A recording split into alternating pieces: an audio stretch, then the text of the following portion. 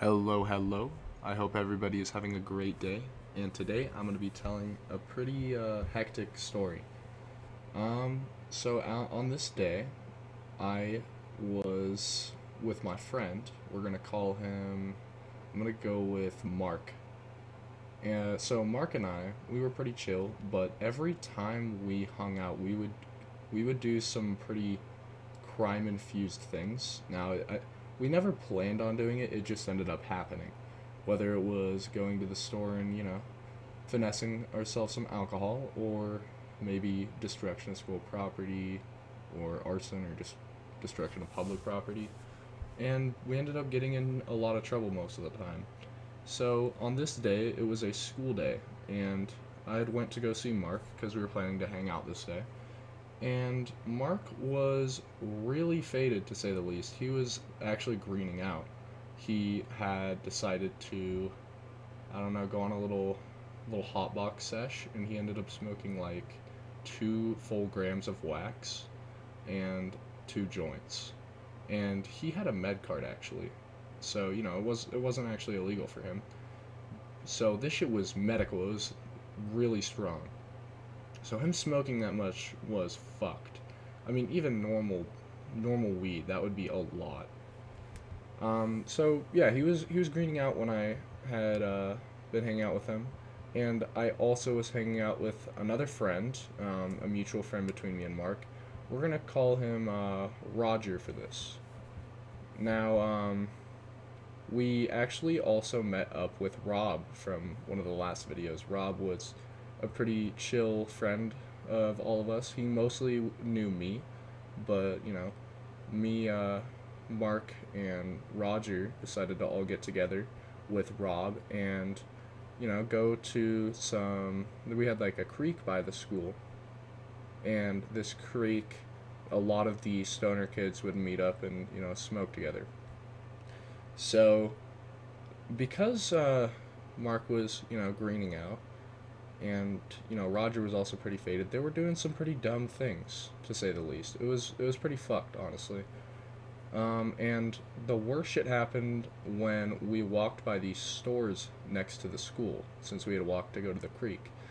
Mark was really faded, and he decided it would be a great idea to throw rocks in the windows at in these businesses. And I'm not just saying one business. He did this to like 4 different stores. He made 6 different holes in 6 different windows. It was really bad. There was even a machine that he threw, like he threw the rock through a window, and there was a machine, like a steel machine, that was covering the window, and it made a big ass dent in the machine. That's how hard he was throwing these things. He was not fucking around.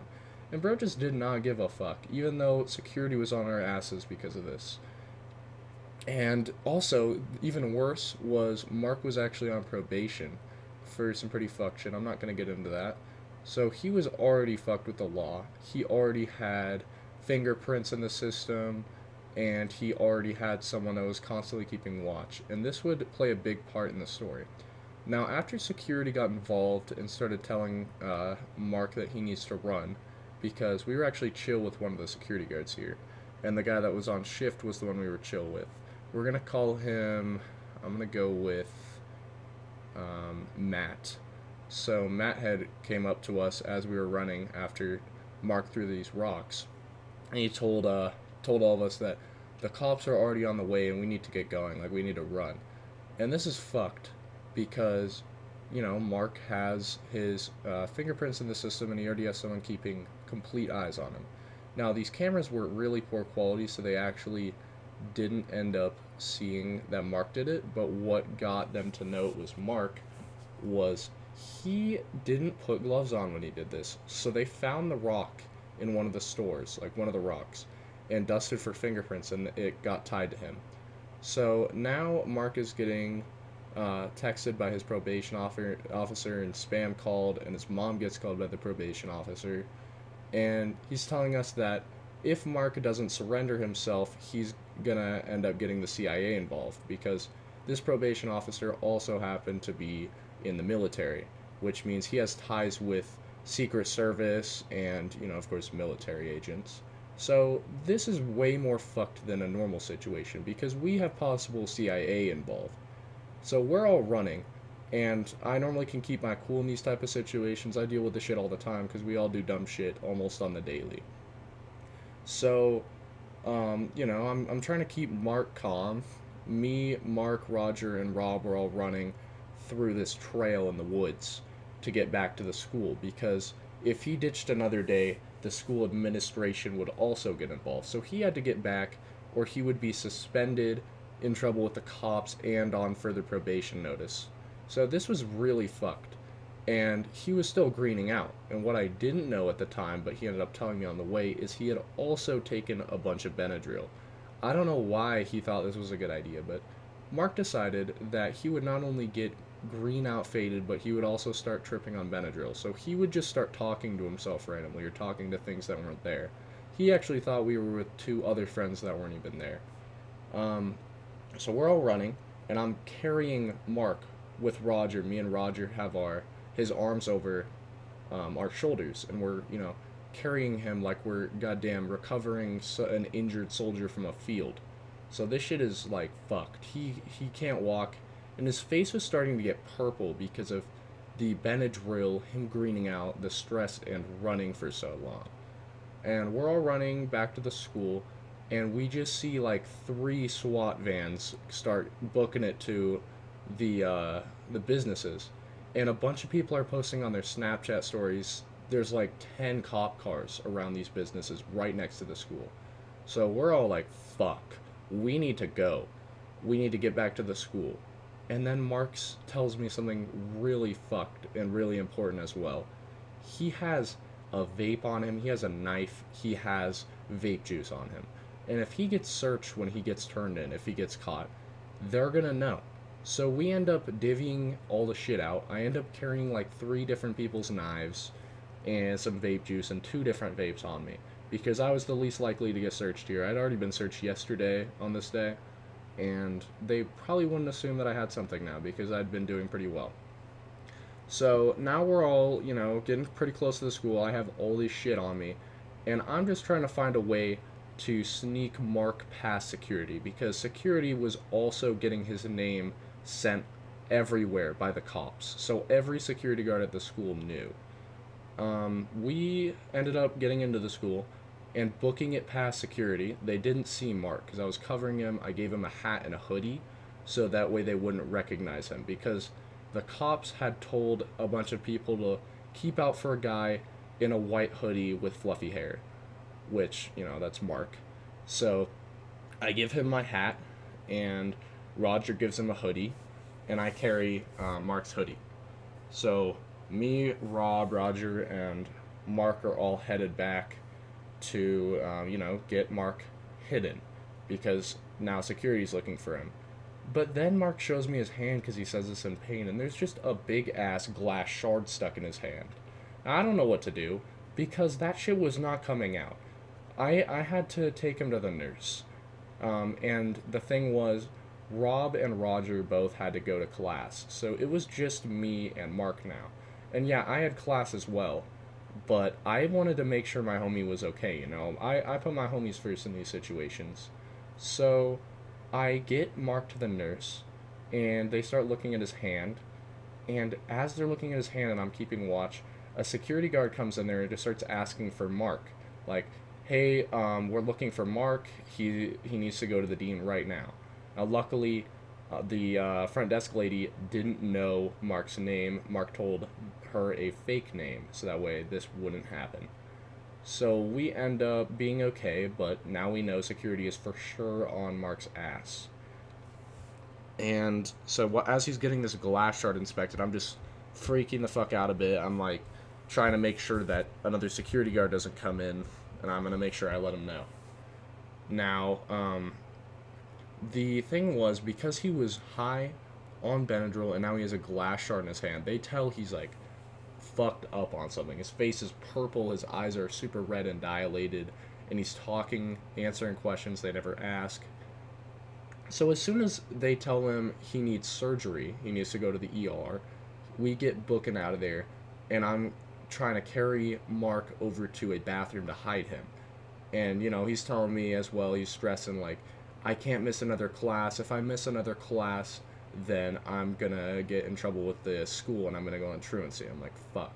So I'm trying to think of ways to make sure he doesn't get in trouble with the school while also hiding from the cops that are in the school at this point, because I see a bunch of cops start coming in through the front entrance.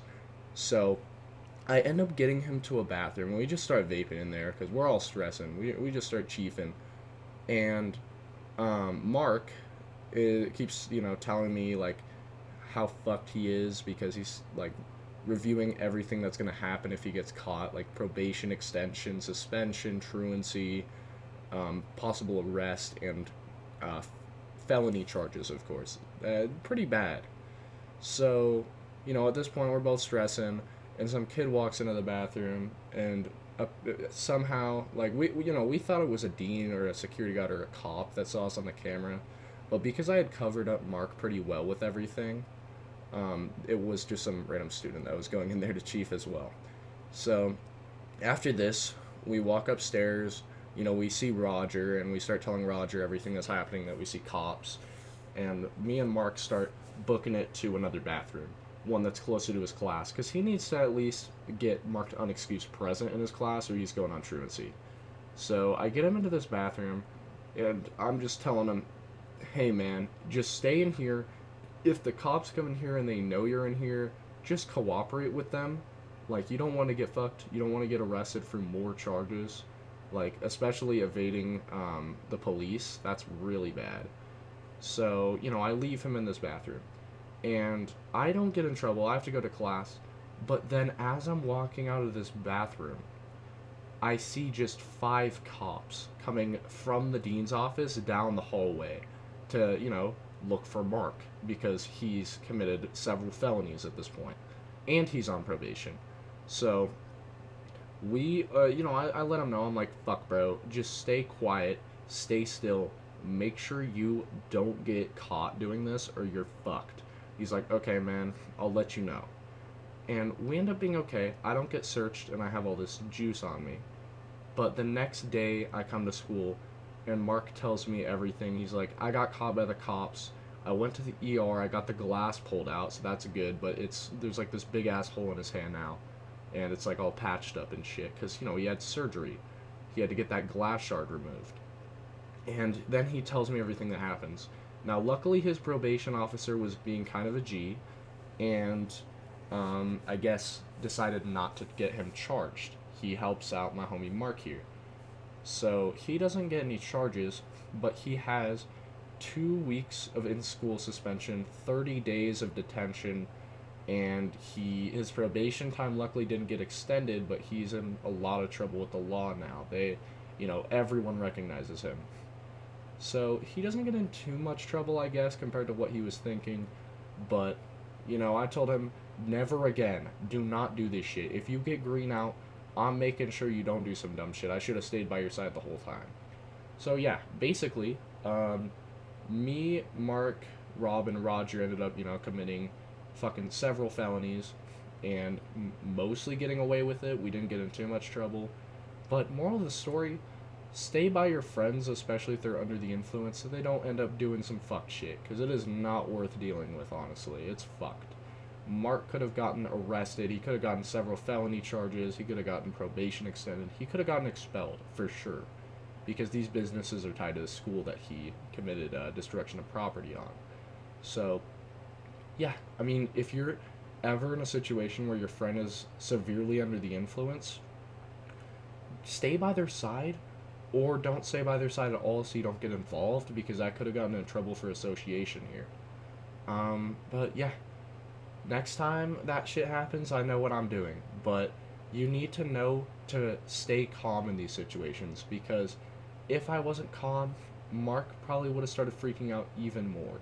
So, yeah, I mean, if you ever get in these situations, just be careful, stay alert, and show that you're calm and collected so your homies don't freak out. Well, I hope you enjoyed that hectic ass story. It was for sure one that I fucking lived, and I don't necessarily regret it. I'm sure Mark does, but I do regret not staying by Mark's side the whole time. So, yeah, thank you for watching, I hope you all have a great day, and I'll see you in the next video.